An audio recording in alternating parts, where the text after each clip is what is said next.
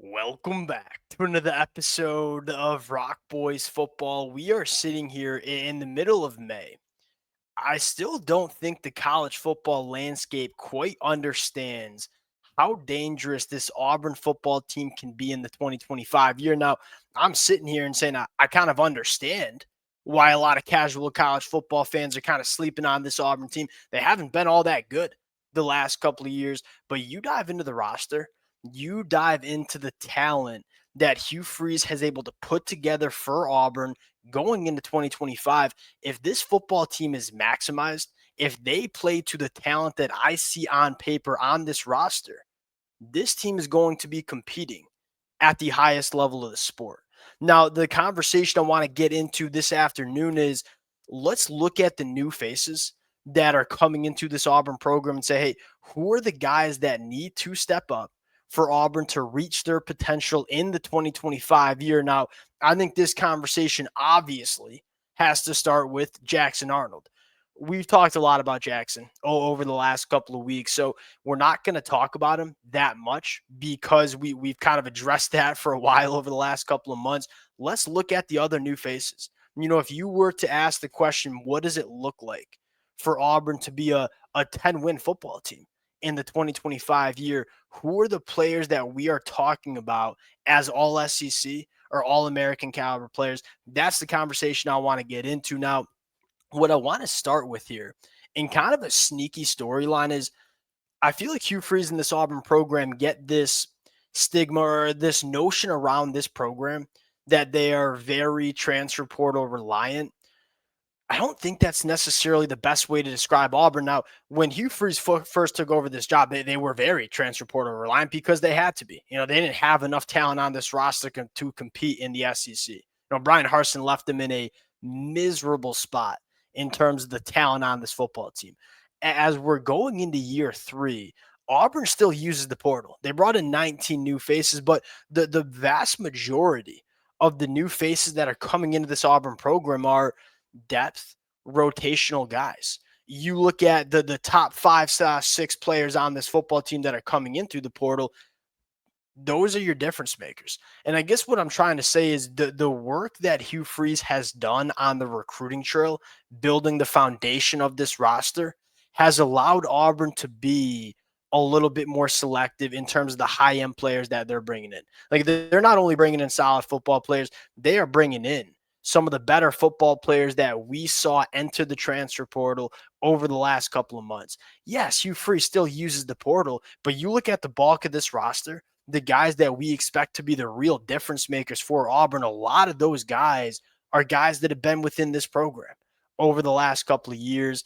Going to get into some of the portal additions. We do have a couple of freshmen to talk about too, because you look at, again, going back to that question of what does it look like for Auburn to be a 9-10 win football team? There are going to be some freshmen that need to step up for Auburn in the 2025 season. Fired up to get into this one. Before we do it, as always, the Auburn fans, I want to start with just thank you. I mean, there's been a lot of Auburn fans who've been showing a ton of love to the boys during the offseason. And y'all know, ever since Hugh Freeze took over this program, me personally, I've had a blast talking this football team. Like, although it has not come together on the football field for Auburn just yet, everything they are doing to build this roster the right way, I've been a massive fan of. And now it's time to go pay it out in 2025. Appreciate you guys rocking with it. If y'all do enjoy the content, consider subscribing to the channel. Without further ado, let's get into it. And let's start with, again, if we're skipping Jackson Arnold, to me, it's Eric Singleton. And I think one of the big reasons why it's Eric Singleton is, hey, we need Jackson Arnold to play at a high level in 2025. Well, guess what helps? Having the best wide receiver room in the country, of which Auburn very well might have. Like, they got one of the best wide receiver duos in the country. Ain't no question about it. Eric Singleton, Cam Coleman, that's going to be a top 5 wide receiver duo in the country, full stop. The amount of playmakers that they have and the diversity of playmakers that they have, that's what excites me the most. And I look at Eric Singleton. Why is he the most important? Because I think he's one of the best wide receivers in the country going into 2025, but he's really versatile. He's a guy that can win in so many different ways. He's a guy that can line up on the football field at pretty much every single position that a wide receiver can. You can put him on the boundary. You can put him in the slot. You can ask him to be a yards after the catch guy. You can ask him to go win vertically.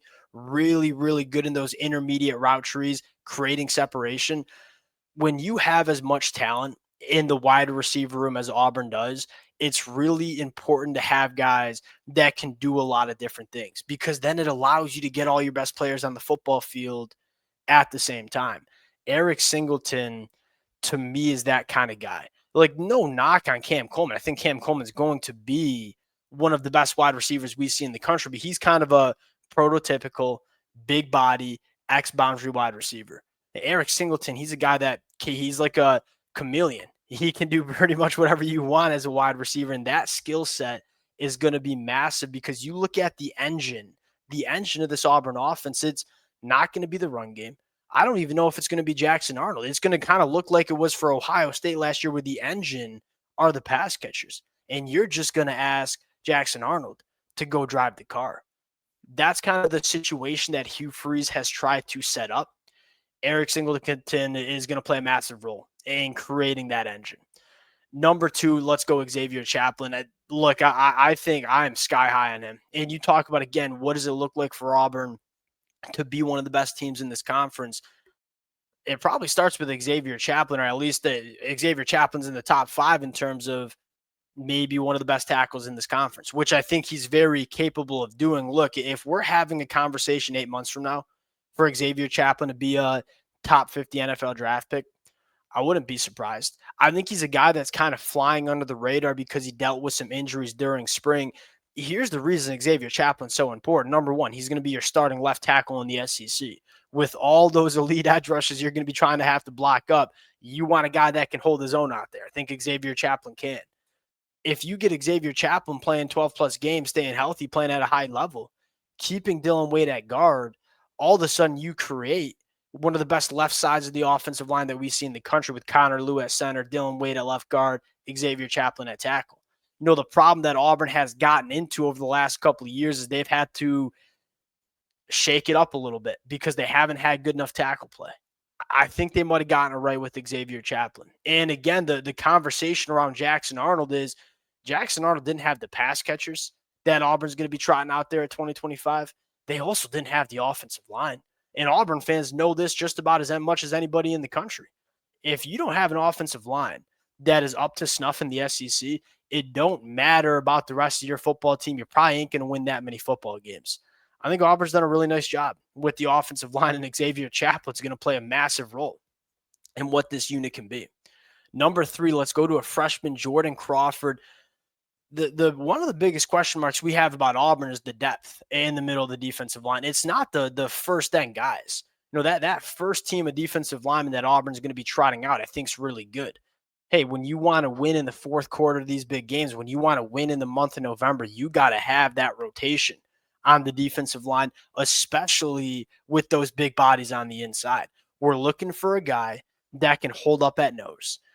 Jordan Crawford was born to play nose tackle in the SEC. He's 6 foot. He's 340 pounds. That's about as good of a 6 foot, 340-pound human being I've seen. Like, there's not a ton of sloppy weight on this kid. He is a very, very strong, stout individual. Look, Jordan Crawford's not going to be a guy that goes for 10 sacks and 15 tackles for a loss, but he's going to play a massive role in this Auburn defense. And look, Jordan Crawford might not even start for Auburn, but he's going to be a guy that probably needs to play 20 to 30 quality snaps a football game for Auburn. Can Jordan Crawford do that as a true freshman is the question. And if he does, and he kind of plays like an all freshman caliber guy, of which we're hearing from him coming out of spring practice, massive story for Auburn. One of the most important new faces you have coming in. Let's go to Mason Murphy at right tackle. Now, he's coming in at number 4 because I think you have some other options there at right tackle as well. Mason Murphy's a guy that we've seen play quality football. It just hasn't been all that consistent.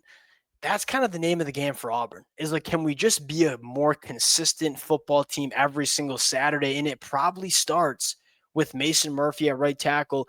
Look, the left tackle is probably the most important, but you, especially if Deuce Knight's going to be playing at all, you want to make sure the right tackle is holding his own as well.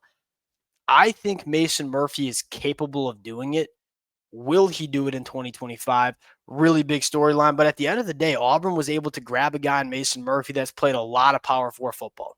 And I think that's important. Number 5 on the list, let's go to the true freshman guys in the secondary. Now, we'll talk about Anquan Fagans first because he's personally my favorite one coming in. Blake Woodby, Eric Winters, Anquan Fagans, those three. I love Auburn secondary going into 2025. The depth of the secondary, maybe some question marks that you have. I think a couple of these guys, Anquan Fagans, Blake Woodby, um, and Eric Winters, excuse me, they're probably going to be guys that are in the two deep and probably need to play significant football for Auburn at times in the 2025 year. It's going to be important that 2 or 3 of them kind of put it all together and are guys that are reliable for Auburn to go out and play in the 2025 season. The general takeaway here is that the bulk of this roster, and I don't think people realize this, are guys that are coming back from this team. You talk about a guy like Keldrick Falk, you talk about a guy like Cam Coleman or Amaris Williams, DeMarcus Riddick. Some of the best players on this Auburn team are going to be guys that have been on this roster. Now you're just sprinkling in some potential elite football players to kind of get Auburn over the hump and compete at the highest level in the SEC. These are my 5 guys that need to step up. Would love to hear from you guys in the comments section. Appreciate y'all. If y'all do enjoy the content, consider subscribing to the channel, and we'll talk to y'all later. Peace.